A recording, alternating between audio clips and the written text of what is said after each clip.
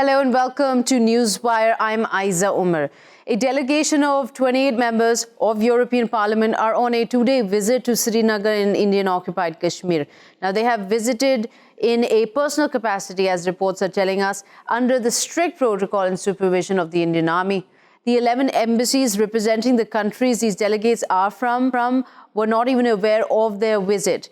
Now, they visit the besieged valley on the 86th day of a complete curfew and a communication blackout there. This will in itself be the first international delegation to visit Indian-occupied Kashmir since a security clampdown was imposed on August 5th. Now, children have not been going to school during these past almost 3 months now because of the volatile situation there, yet they are being forced to sit for exams as an attempt to pose for what Prime Minister Modi has been calling normalcy in Kashmir. That exam is supposed to be taking place today or have taken place today by the time this program will air. So we are going to be talking to our guests about the very purpose of this delegation, how they see it, in maybe finally interpreting what the situation in Jammu and Kashmir is actually like. So without any further delay, let me introduce the guest joining today. We have with us from Istanbul, Ms. Ruwa Shah. She's an analyst. And also we have with us Mr. Mohammed Tahir, an analyst joining us from Dublin. Welcome to both of you. Thank you for joining us here in this conversation.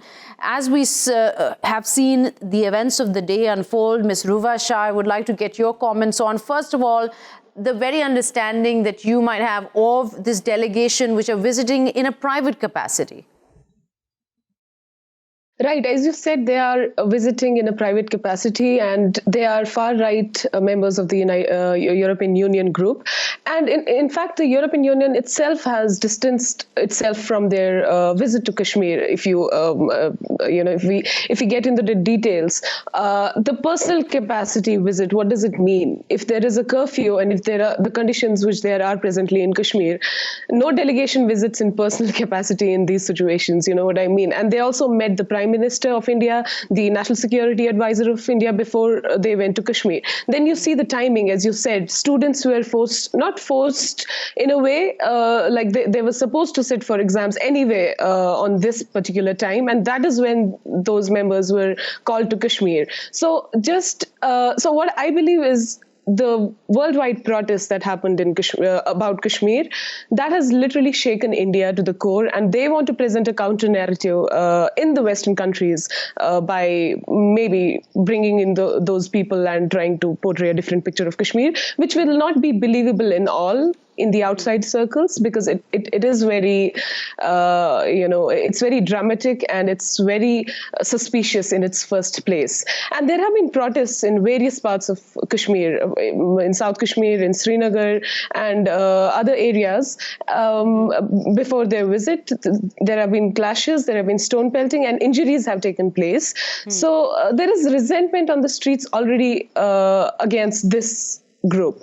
And if they are allowed in their personal capacity, why isn't Indian government allowing other independent groups? Or why was the US Senator disallowed from visiting Kashmir if they really want to show how it is on the streets of Kashmir? Let's ask Mr. Tahir this also. That's a good point raised. Why, Mr. Tahir, would the BJP-led government choose a delegation not only in a private capacity, but also their own countries were completely unaware because there are 11 different countries they represent. But at the same time, India's Ministry of External Affairs seems to have washed their hands clean of taking any kind of responsibility, saying again that this is a visit in a private capacity arranged by an NGO. What do you make of it? We have to see this visit in the context of the recent developments which have happened in the Western countries vis-a-vis the Kashmir situation. There has been a lot of criticism from for example, Home Secretary of Britain and also the European Union Foreign Secretary, who had told S. Jaishankar, who is the Foreign Minister of India, that there have been restrictions in Kashmir and India should allow foreign observers inside, and also the congressional hearing in the Capitol Hill. Right. So the context is this international scrutiny of India's actions within Kashmir. So, but why would they pick such a controversial mix of delegates. I mean, these are members of the European Parliament that represent or are known to voice their sentiments very vocally, which are anti-immigrant, against anti-immigration laws, like for anti-immigration laws. There have been sort of some of these individuals who are part of these delegations are recognized as individuals who have perpetuated hate towards Islam or have an opinion on Islamophobia. It's a strange mix of people to pick in order to show that everything is normal in Kashmir. Yeah, like the decision of revocation of 370 and other decisions which the BJP government has taken, this has also taken people by surprise because it happened so suddenly, and the choice of the people they have picked for this delegation is also telling, in the sense that it seems like there is this nexus between the far right and the Islamophobic forces around the world, and they converge on their agenda against the places where Muslims are in the majority.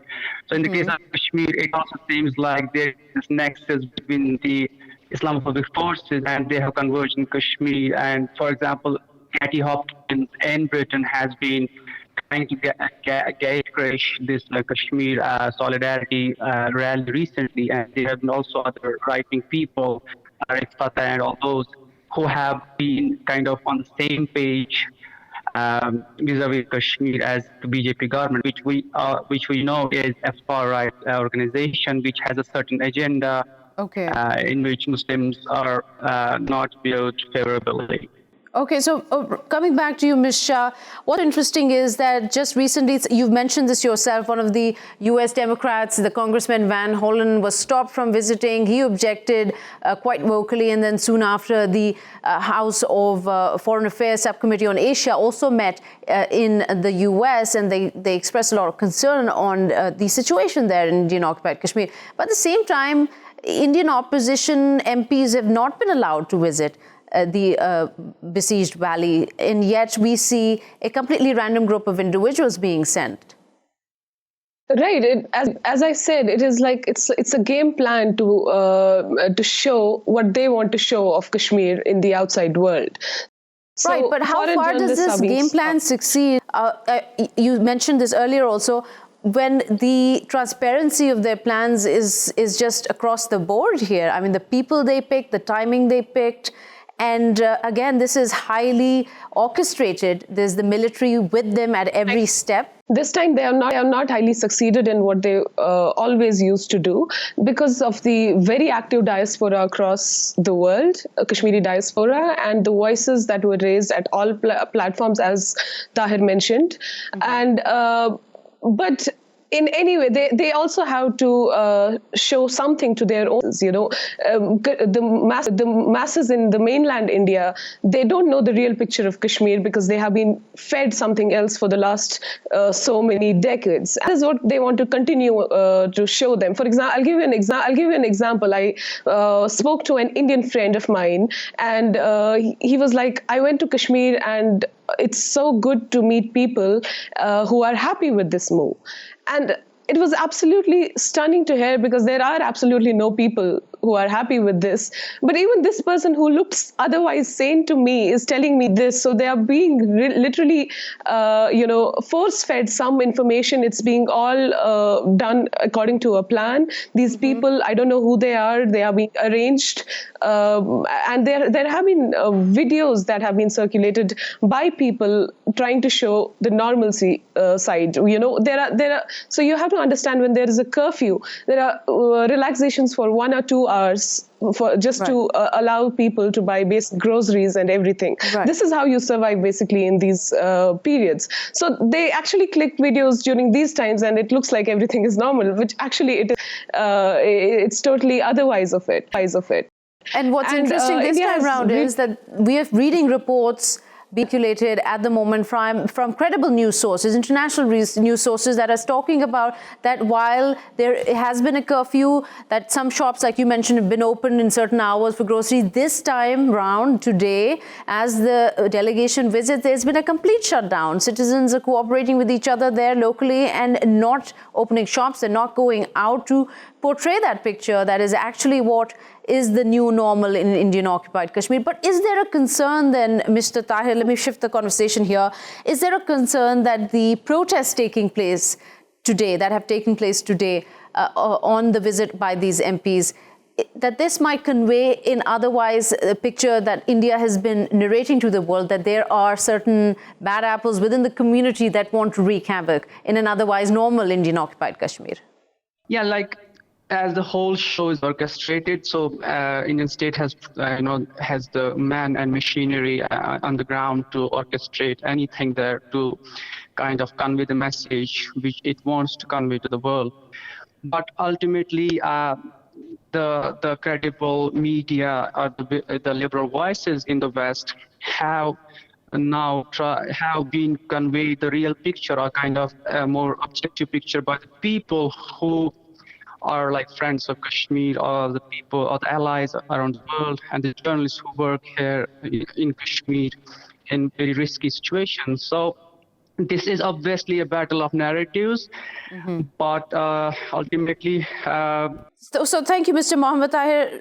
I want to ask you, Ms. Shah, the same question, whether this protest that has unfolded today, and it's coincided or was a result of the visit of the members of the European Parliament, does this in any way help the BJP-led government in pushing the narrative that they've been pushing all along, that everything is normal in Kashmir except for those few who have been creating problems, which is why this curfew is important?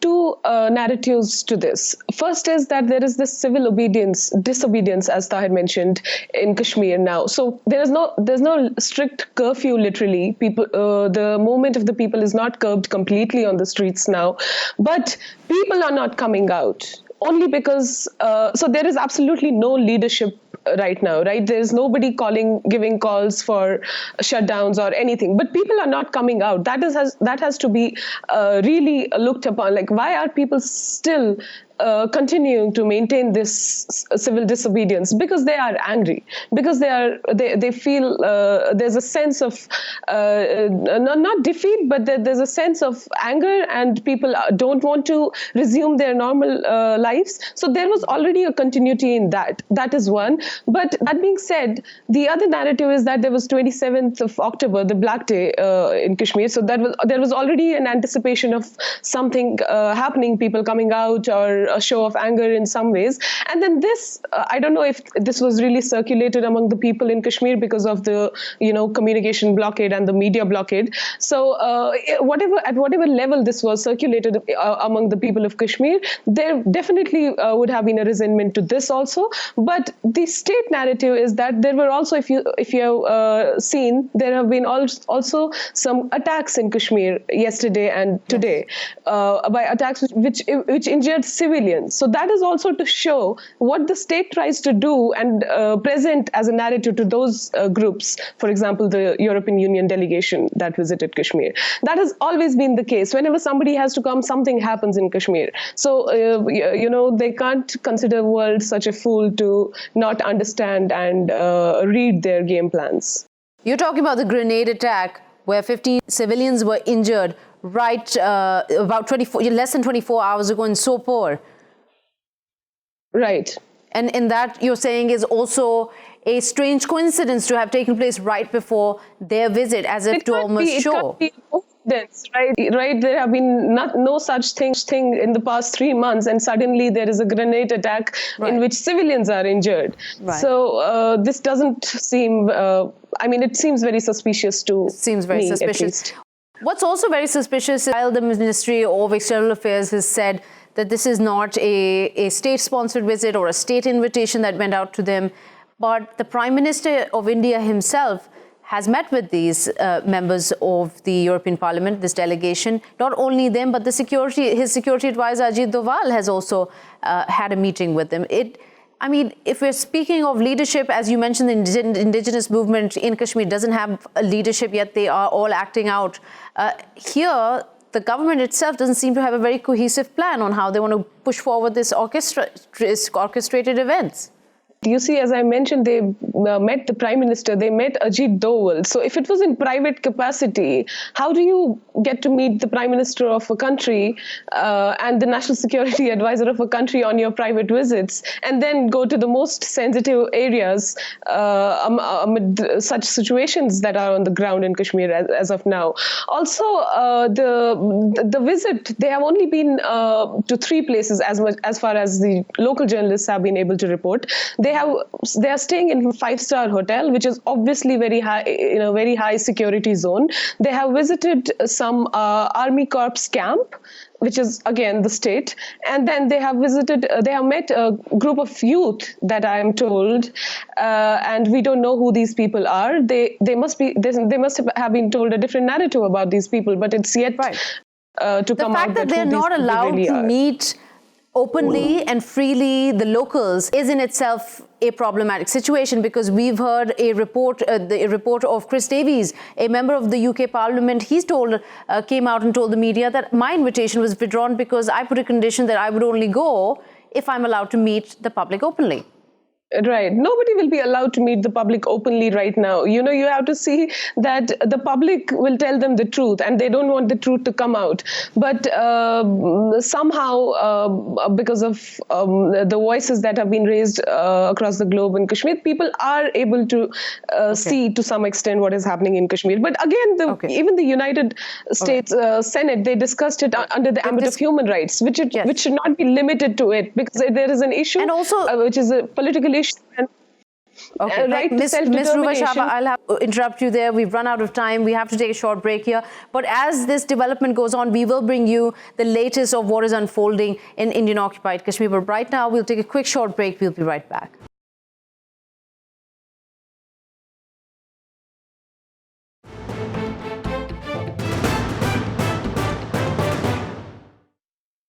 Welcome back. You're watching Newswire with me, Ayza Omar. Now, the protests in Lebanon that started over a tax proposal by the government on calls made through social media app WhatsApp have entered their 2nd week. Demonstrators are fed up with the rising cost of living, alleged corruption by officials, and high unemployment there. Even though the government hurriedly reversed the proposal of this tax, the protesters have not stopped. In fact, they have continued to demand the resignation of all political parties and an end to the sectarian system of governance there in Lebanon. At the same time, there are concerns that Hezbollah, the Lebanese armed group, and also one of the major parties making the government, are one of the political entities facing grave criticism also. And with that grave criticism, this poses, as some analysts say, a difficult and delicate situation as protests continue to paralyze Lebanon. So we're going to be speaking to our guest today to find out what the situation is, in opinion, where is it headed, especially in terms of are there going to be reforms or a change of government. Let me introduce the guests who are joining us today. We have with us Mr. Kareem Chehayeb, a Lebanese independent journalist and researcher, currently joining us from Beirut, and you've been covering the protests, so we're looking forward to asking you about these in detail. And also Dr. Tim Anderson, the director of Centre for Counter-Hegemonic Studies, joining us from Sydney, Australia. Welcome to both of you. I want to start with you, Kareem, if you can give us a picture of what the situation is on the streets. Are schools open? Are colleges open? Are offices working? Shops operating? What is the situation like? So things have slowly started to resume towards normalcy again. There have been some internal scuffles between protesters and some massive disinformation campaigns from the government that have scared people off. The fact of the matter is, one of the key components of this movement have been the roadblocks across the country, in addition to the large protests, of course. And what has happened since that the government, in all its side, have taken a stance where they said they support people's right to protest, but not to block roads, citing an impediment to freedom of movement. The roadblocks that I have visited have all allowed military personnel, police officers and security forces, as well as ambulances and other medical services to go through without any impediments.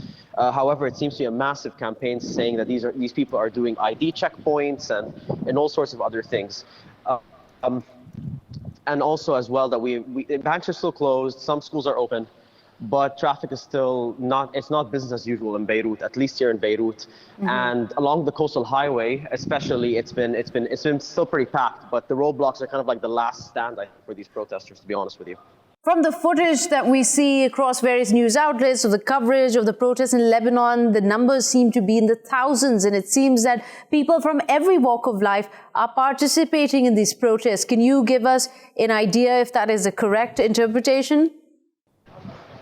Absolutely. I mean, when things were at their peak, and of course there are crests and troughs for all sorts of reasons, but these protests were extremely unique in Lebanon, first of all, for its massive inclusion of the working class, which I have not seen in previous movements. The fact that it's not centered in Beirut, cities like Tripoli and Sidon, in the south, in Nabati and Sur, places where you don't often see protests take place. These protests are happening in a very decentralized way. It's very unique. And of course, for many of these people, these protesters, they're not coming from your usual civil society where they already have an anti-government stance, but lots of people who have been loyal to these political parties. And many times they will tell me and other journalists that they sort of just given up on them and they want a new chance. So it's a very unique movement, and many people have been moving away from sectarianism towards a more secular nationalist approach, and they see this as a vast step forward in Lebanon's political culture. Also, very quickly, just give me an idea. You mentioned something about there being information campaigns being led by the government. What kind of campaigns are these? What disinformation are they spreading? Absolutely. So there's lots of rumors and tabloids and old videos that have happened before the protest, implying that these protesters have been bought and sold by foreign agents, corporations, and so on. That many of these protests are there to destroy the country rather than to improve it. Lots of protests have been targeted individually, sort of to kind of reveal their identity and to cause havoc. They're also implying that the protests have caused an economic catastrophe in Lebanon. And the protesters will, of course, say, well, this is 30 years of terrible economic policies of them. So these are some of the things that happen. They happen through some official channels that are partisan towards two political parties. And they also happen on social media, which through different social media accounts. And some people identify them as like bot armies. But this is not something I have personally researched, so I'm not here to verify any of this. But we're hearing these kinds of things on that front.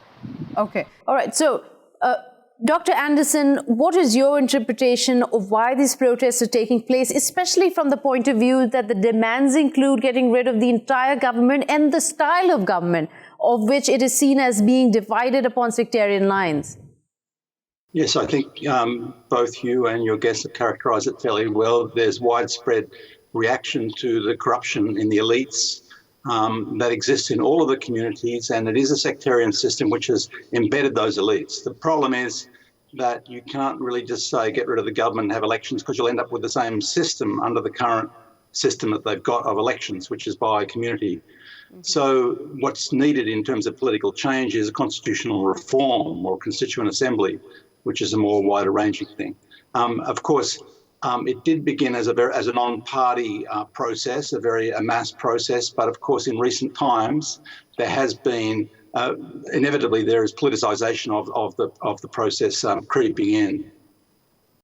So, Dr. Anderson, also, do you think that this demand for not just, of course, there are those demands that there is a lot of corruption, there's unemployment, there's a rising cost of living, but at the same time, the criticism to the way Lebanon has been governed for all these decades, do you think it is the evolving of the masses from evolving away, if I can say, from a sectarian sort of device that they've grown up around? Well, yes, I mean, the system, it's called a confessional system, but really everyone complains about a type of group of mafia which runs the country, and there are very little public services in terms of public health and public education. People pay for everything. Everything's very expensive in Lebanon. So if you have money, you can survive. So there's the problem, and it can't be resolved easily. And indeed, some have been warning that if you say get rid of the government, you'll have a vacuum, and you'll allow opportunists to come in and assert their own agendas there. So it's not a problem that's going to be solved easily. And where does it leave the Hezbollah? Where does it place them at a point where they have been warning of a power vacuum that will cause a lot of instability as a result of these protests? But have, at the same time, there is criticism they've not delivered, despite the complete antithesis on what they propose their party is built on.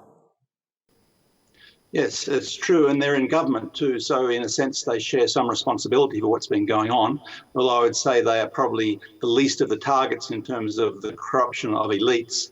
But nevertheless, there has been a politicisation to try and shift the emphasis, particularly from American and Israeli agents in the country, basically to try and say, well, this is the resistance, Hezbollah and its allies, and if we want to weaken the country, we want to try and sideline them. Actually, you would see a very similar process going on in Iraq at the moment, where the attacks on Hashid al-Shabi, which is like the resistance in Lebanon, are being carried out. And the aim seems to be, in terms of this politicisation, to try and weaken the country, to try and create a power vacuum in the middle of this genuine concern about economic problems and the corruption of elites. Right. So, Kareem, tell us again then, when you're out reporting in the field and you're speaking to individuals, you're speaking to Lebanese, and when it comes to the political parties that there is high criticism on, where does Hezbollah stand, especially at a time where it has taken on the past few months Israel on tensions across the border? Some of the news that you've shared is not necessarily entirely accurate, but basically, I think that the statements about the politicization of the protests are far overblown. And this is something that has come from many political leaders. Now, if you go on the streets and so on, especially after one particular party, the Lebanese forces, they did resign their foreign ministers, and they definitely have been trying to take on their pro-revolution approach, and many small minority parties, both that are pro or anti-West, have also tried to do the same as well. But the protesters have not received very well at all, and there have been internal scuffles as well. There's definitely a big propaganda or media war taking place among all the sides involved. I think as well, the whole power vacuum thing, there has been lots of amazing developments taking place, very remarkable stuff, where downtown Beirut and other places have developed community centers where people get together, have conversations about what a future of Lebanon looks like, and the diversity of thought is rather remarkable. You have people that are looking for a transitional cabinet of technocrats. Some calling military rule, some calling a reshuffle of the existing elite, or a hybrid of both. And when it comes to the early elections, look, the demands are similar in the sense that they do want cabinet to resign, and they want to pass laws to hold everybody accountable financially, including Hezbollah. I don't think that the movement has taken a place where it's directly targeting Hezbollah. I do think that's hyperbole and exaggerated from many folks when talking about that. Then what happens often is that when people chant against politicians and they mention Hezbollah in particular, that's when suddenly there's this sort of hyperbole that no, Hezbollah is a grassroots movement. But the fact of the matter is they have a large number of MPs, they have 3 ministers, and they're part of the political system. They are a powerful party. So I feel like there's been lots. Anyway. So there's a lot of misinformation also coming out, and the politicization, of course, there's hyperbole happening, which is pretty much expected in such situations. But Dr. Anderson, since we're running out of time, quickly on an end note, how do you see this process moving forward, considering that if they do want the government and the government system to have a complete overhaul, what's there to take its place? Are they in a position for a complete overhaul? Well, whether they're in a position is an interesting question, but I think that really what's needed in terms of the demands, in terms of the dysfunction of the system, really this is a state that hasn't functioned very well at any time in its existence, and it's suffered from very weak states which don't provide services to people and which foster elites. Really constitutional change is required. If there's to be a more one person, one vote without a confessional sectarian system, they have to be looking at changing the constitution, having a constituent assembly, for example.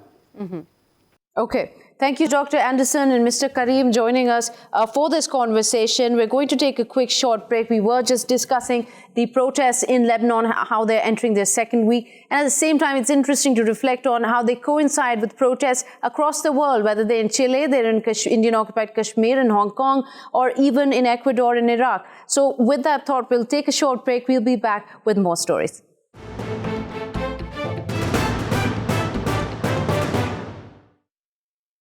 Welcome back to Newswire. I'm Ayza Omar. So now we're going to take a look at Brexit on the latest developments. UK Prime Minister Boris Johnson is yet again trying to secure an early general election after members of Parliament rejected his plan, and this was the third time. So he's attempting this for the fourth time to get to push forward in trying to secure early general elections. Now, what has happened is that the European Union has granted the UK an extension of January 31st, 2020 on exiting the EU. So the question we're looking to explore with our guest today is essentially whether this extra time will give the UK the push to finally, the UK politicians the push to finally sort out the Brexit deal, or will they end up doing what they've been doing for the past few years, fussing over how to go forward? So for the comments and insight on this, we have with us Mr. Ben Habib. He's a British politician, a businessman, and also he is a member of the Brexit Party and a member of the European Parliament. Welcome, Mr. Habib, to the show. What is the takeaway of what has just happened the third time round? The members of Parliament have rejected an attempt for an early general election. Is he really going to go ahead with the fourth time? And if he is, what is he hoping to achieve here?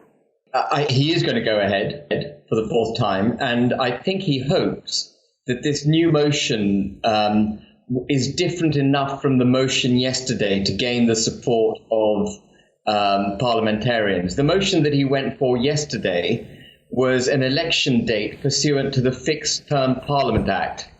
And the reason, the ostensible reason given by parliamentarians for rejecting it, is that under the Fixed Term Parliament Act, he would have had the right to change the date of the election.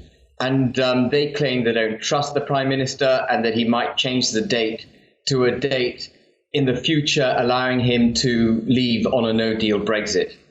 So the motion he's bringing forward today is a slightly different motion. It's a one-line motion with a fixed date for the election, and he hopes that that would pass because the date is fixed, and it also has a smaller majority in order for it to pass. So we'll wait and see whether his hopes are forlorn or whether he gets his way.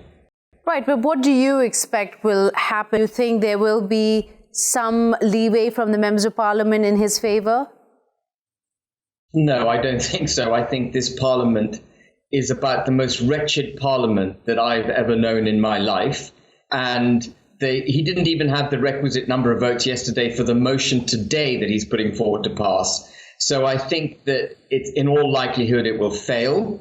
That means an election this side of 31st January becomes impossible. And we're looking at yet another extension to the United Kingdom leaving the European Union. Is that even a realistic expectation now, to think that if this election doesn't take place, that EU might give another extension after the 3 it's already given?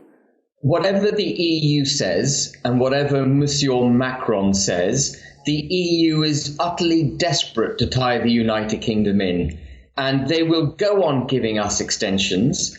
They're actually loving this. They're loving tying the United Kingdom up in knots. Every extension that they grant us, they see as further weakness in the Brexit camp, in the camp that wants the UK to leave. And they see every extension as a means of pushing the United Kingdom towards a Remain position. So I think there's absolutely no doubt that if the UK wanted it, they would give us another extension, and they would be very pleased to do it. But at the same time, it seems that the people in the UK are sort of what a lot of media outlets are going through a Brexit exhaustion, a Brexit fatigue almost. Is there a sense of loss of hope that whatever the decision is, whether there are early elections or not, or whether the Brexit bill goes through, that this would be at the end for their benefit? I think people are tired, and people are tired and angry.